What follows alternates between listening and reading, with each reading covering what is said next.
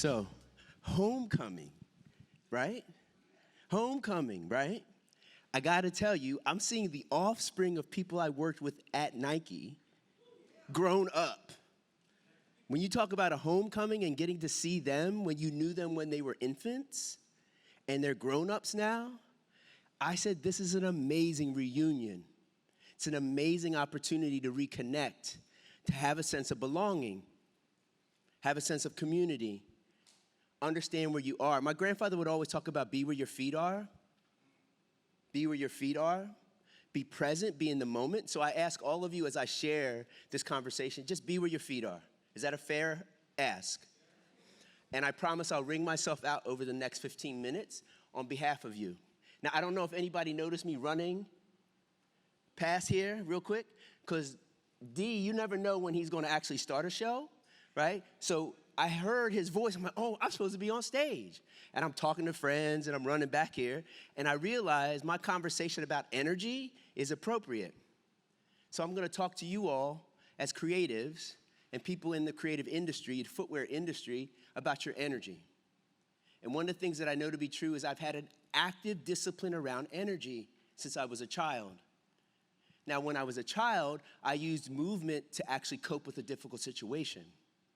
So I'll give you a little quick clip of my childhood, but you'll understand why movement is my mojo, why movement matters to me, and movement is healing for me, and why everyone should have a movement regiment and have a rest and recovery and replenishment plan. So I'm the product of two addict parents, two parents who abandoned their three boys. My father left when I was 3. I'd never see my dad again. My childhood was filled with addiction and abandonment, upheaval and uncertainty, dysfunction and disappointment. But I found a way to rise above my suffering and circumstances, and the reason, it was movement. See, a ball saved my life. I say that with great deal of sincerity and reverence to that ball.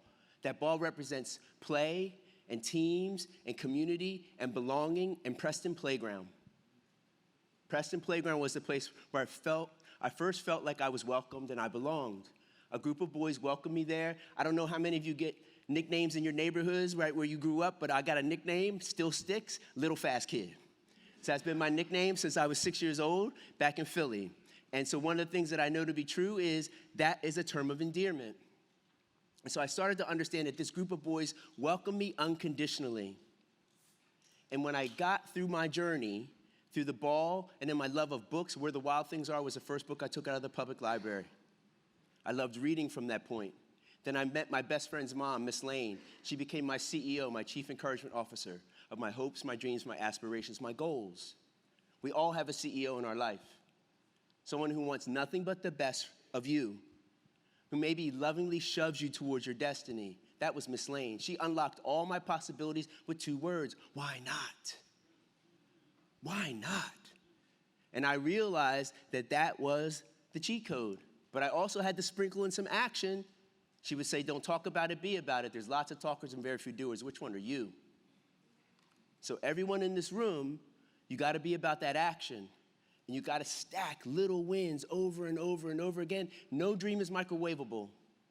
It's not going to happen overnight. And I started to understand that as a child. But movement was always a constant. I played every sport you could imagine, never for trophies, never for first place, never for anything but belonging and connection and community. I loved being part of a team. So I ended up getting a bachelor's degree, a master's degree. I spent 10 years in the Air Force as a language translator. I speak 5 languages: Serbian, Croatian, Russian, German, and Czech. I did drop Spanish after 5 minutes in high school. You should know that. Still had that 5 minutes, though. Es Susana en casa, no la cocina. Donde está la sala? No la cocina. And I busted out of class. I'm like, nah. But you should know that that would have been in my repertoire also. Yes. So got out of the military, moved back to Philadelphia, became an athletic trainer at the high school level, the collegiate level. Then I landed my dream job. I became only the 3rd black trainer in the history of the NBA for my hometown team, the Philadelphia 76ers. So I was on the bench when Iverson crossed Jordan, if anybody remembers that moment. I was actually live on the bench that night. And I was Kobe Bryant's trainer all through high school. I'd known Bean since he was 13.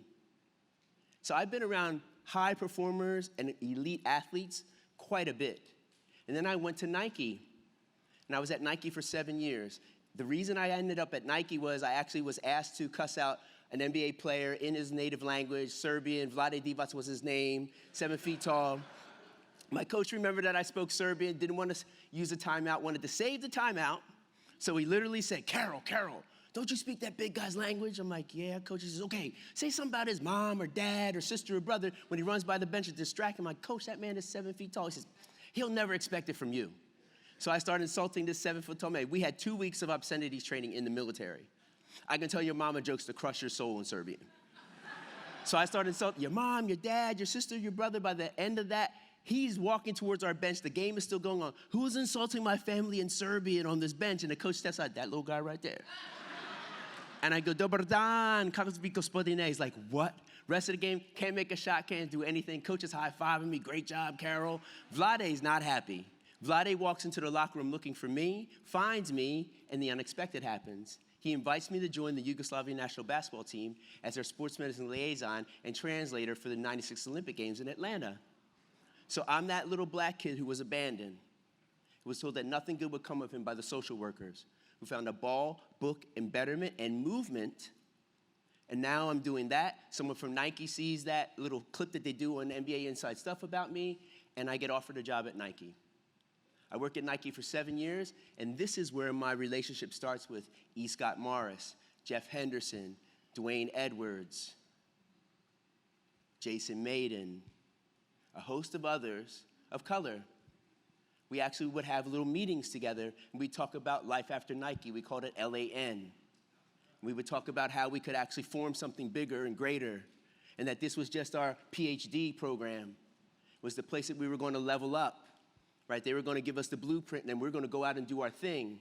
And we mutually made an agreement we would support each other, and I would be the performance person for the team. And I would talk about, how's your energy? I'd always ask, how's your energy? How's your energy? See, because I know that energy is my social currency. I understand that. So how's your energy?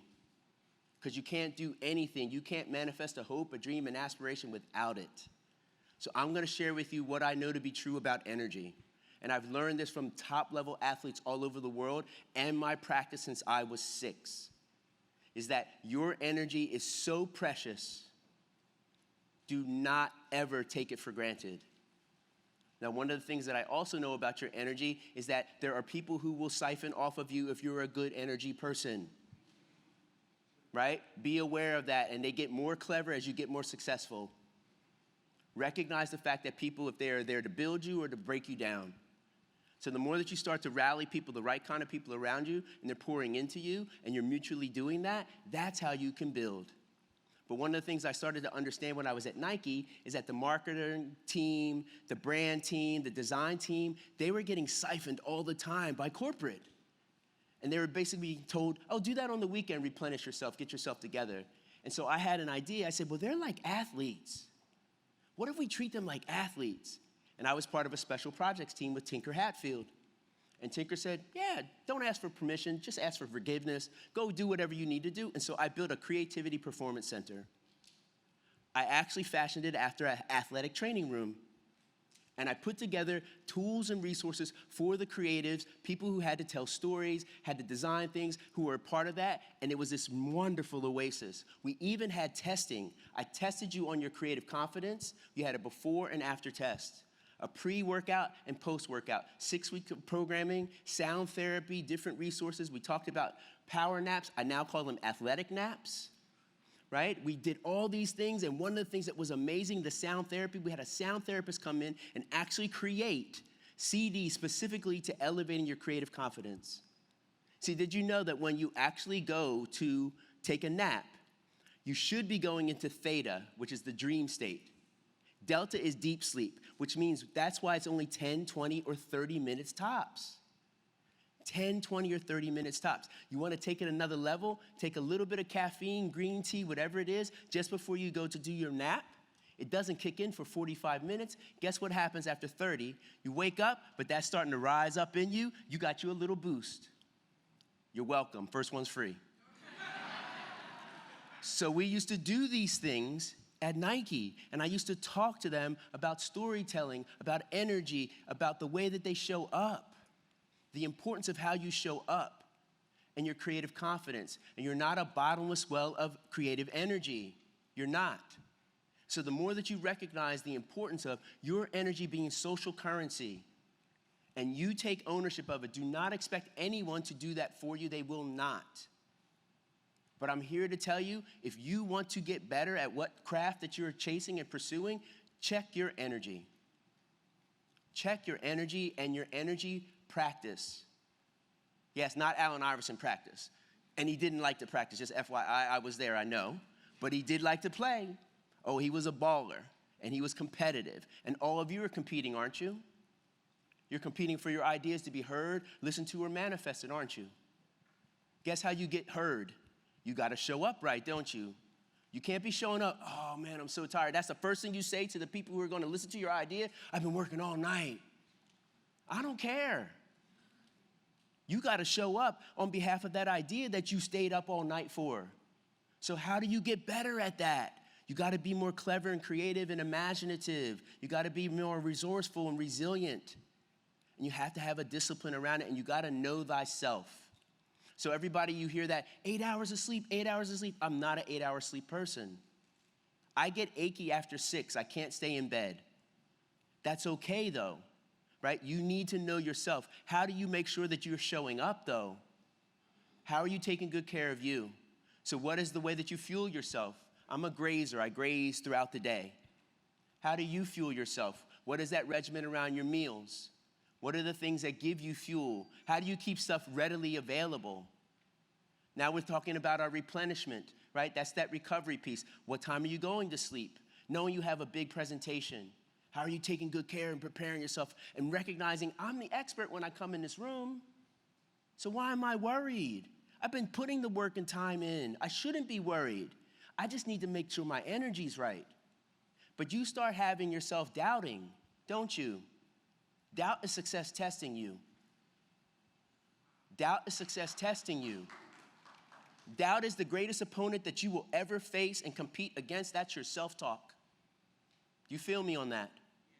You got to compete against that. How do you compete against that? Your energy. See how I did that? Pay attention to your intention.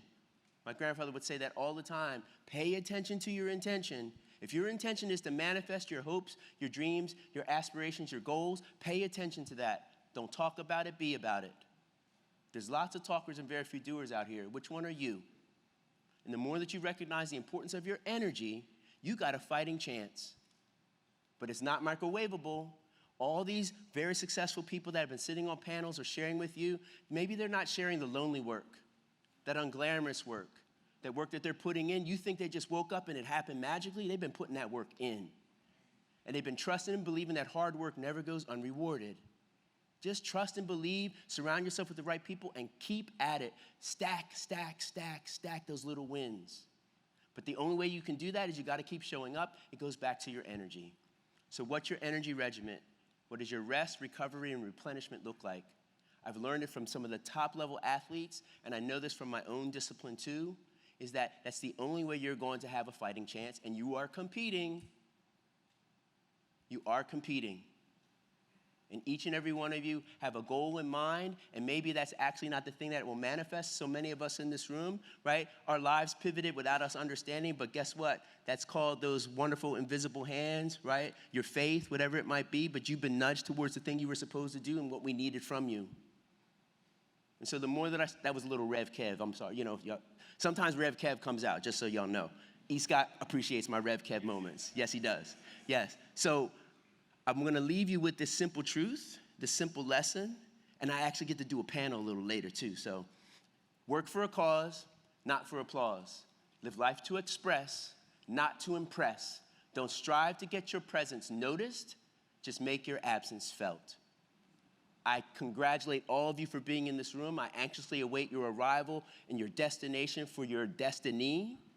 I appreciate all of you. Be well, Godspeed, peace and play.